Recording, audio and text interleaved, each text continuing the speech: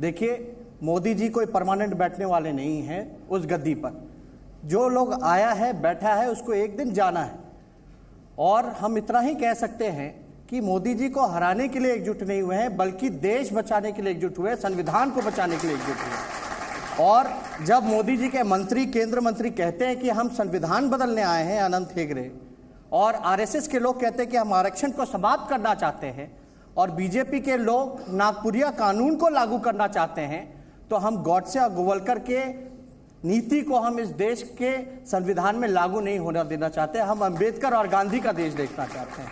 उसलिए बहुत इंपॉर्टेंट है कि तमाम जितनी भी ऑपोजिशन पार्टियां हैं, अपने अपने ईगो और स्वार्थ को छोड़ करके देश हित के बारे में सोचने का काम करें। और इन्होंने आंकड़ा दिया 80 सीट जो है, आप बिहार का 40 सीट जोड़ लीजिए तो 120 सीटें होती हैं, और झारखंड का 14 सीट जोड़ लीजिए तो 134 सीटें होती हैं। तो 134 सीटों में से लगभग बीजेपी के पास अभी 116 सीटें हैं।